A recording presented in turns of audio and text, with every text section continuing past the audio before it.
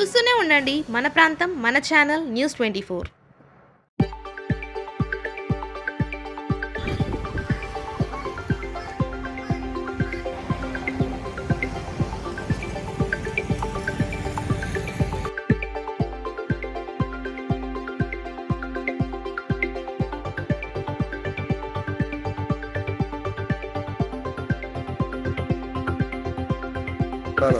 అయ్యో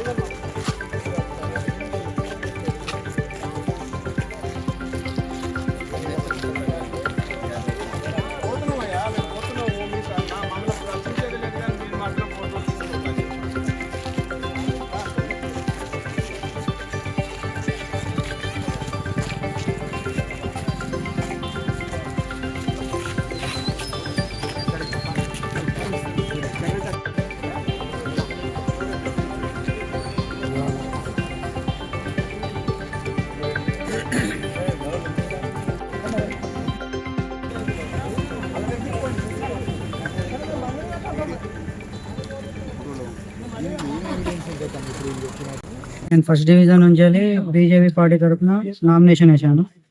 నామినేషన్ వేసిన తర్వాత ఈ 3వ రోజు అవుతుంది. ఈరోజు 12 గంటలకు నాకు కాల్ వచ్చింది కాంట్రాక్టర్ తరఫు నుంచి వెళ్ళి, నువ్వు బయటికి రా అంటే బయటికి వచ్చిన వెంటనే పోలీసు వాళ్ళు వచ్చారు, స్టేషన్కి తీసుకుపోయారు. స్టేషన్ తీసుకుపోయినాక ఎస్ఐ గారి దగ్గర క్యాబిన్ తీసుకుపోయిన తర్వాత మాట్లాడి, నీ మీద గంజాయి కేసు ఉంది, ఆన్ డ్యూటీ ఆఫీసర్ని కొట్టిన కేసు ఉన్నది అన్నతోనే నేను, నాకైతే గంజాయి అటువంటి కేసు ఏం లేదు సార్ అని అన్నా. అంటే లేదు, నీ కేసు ఉంది, నీ కోసం 2 టౌన్ పోలీస్ స్టేషన్ వాళ్ళు వచ్చారు, పోలీసు వాళ్ళు వచ్చారు తీసుకుపోవడానికి అంటే అనేసరికి బయటికి వెళ్ళమన్నారు.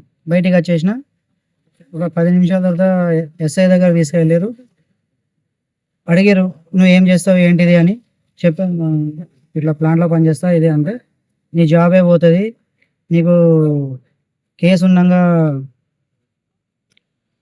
ఉండగా నీకు జాబ్ ఎట్లా ఇచ్చారు అనేసరికి కాంట్రాక్టర్ని బ్లాక్ లిస్ట్ చేస్తామని చెప్పి ఇట్లా మాట్లాడారు. కాంట్రాక్ట్ కూడా భయపడి మాట్లాడేసరికి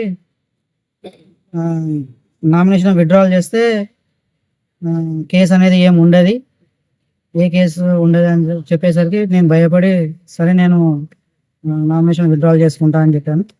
చెప్పేసరికి ఓకే బయట వెయిట్ చేయండి అని ఇంటికాడికి ఆటో పంపించారు. మా వాళ్ళని పంపించి 6వ దగ్గరికి తీసుకెళ్లారు.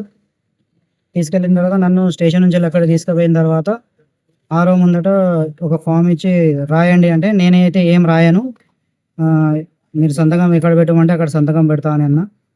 అనేసరికి కాంగ్రెస్ తరపు నుంచి వచ్చిన వ్యక్తి రాసిన తర్వాత సిగ్నేచర్ పెట్టింది. ఎవరిదాకా మా వాళ్ళకు కూడా తెలియదు నామినేషన్ విత్డ్రాల్ చేస్తున్నామని చెప్పి. పోవడతోనే నామినేషన్ విత్డ్రాల్ ఎందుకు అంటే, నా మీద ఇట్లా కేసు వేసారు అందుకే విత్డ్రాల్ చేయాల్సి వస్తుంది అని మా వాళ్ళకు కూడా అదే మాట చెప్పాను. అదే జరిగింది. తర్వాత అక్కడ నుంచి వచ్చిన తర్వాత ఇక్కడ క్యాంప్ ఆఫీస్కి తీసుకొచ్చారు. నన్ను తీసుకొచ్చి కల్పించి, నువ్వు విత్డ్రాల్ అయినందుకు సంతోషం అని చెప్పి వాళ్ళు మాట్లాడిన తర్వాత నాకు మళ్ళీ తీసుకొచ్చి ఎన్టీపీసీలో పడగొట్టారు. నేను ఇంటికి వచ్చేసాను. పీసీ ప్లాంట్ గేట్ దగ్గర నుంచి వెళ్ళి పోలీస్ స్టేషన్ తీసుకెళ్లారు. పోలీస్ స్టేషన్ అక్కడ అంతా మాట్లాడిన తర్వాత మళ్ళీ ఆర్ఓ ఆఫీస్కి తీసుకెళ్లారు.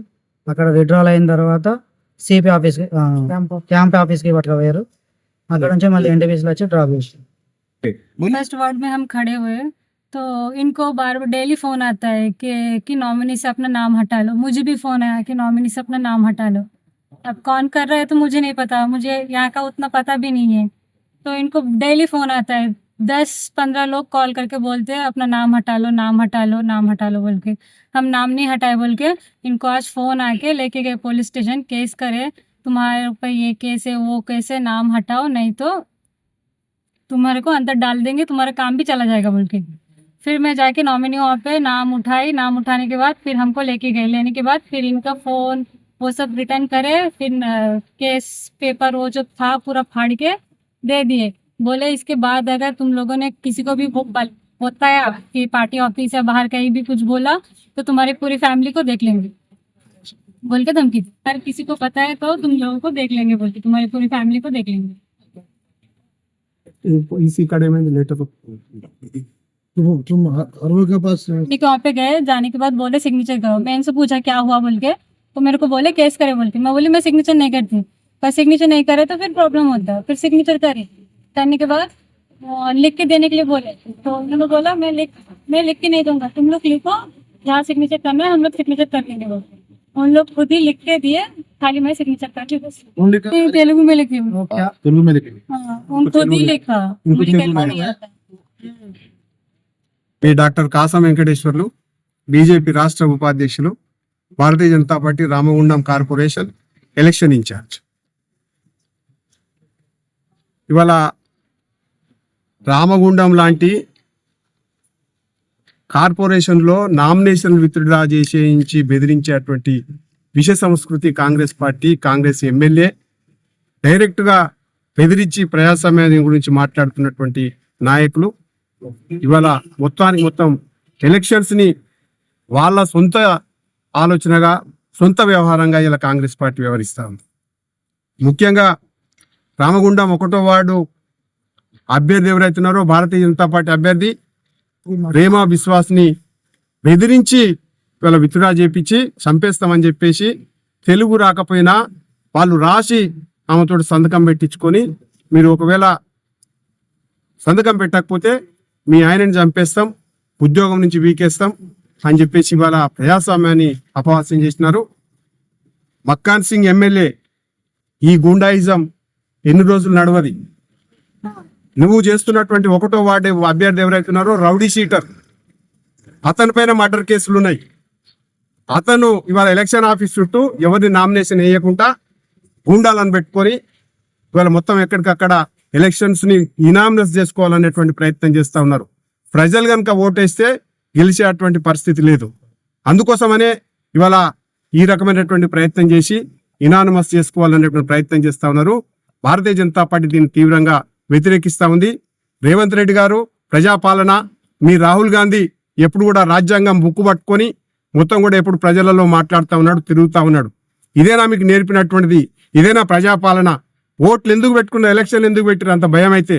ధైర్యంగా ఎందుకు ఎదుర్కొనేటువంటి సత్తా లేకపోతే ఎలక్షన్లు పెట్టకండి, నామినేటెడ్ పెట్టేసుకోండి. మొత్తం ఎవడొద్దంటా ఉన్నాడు?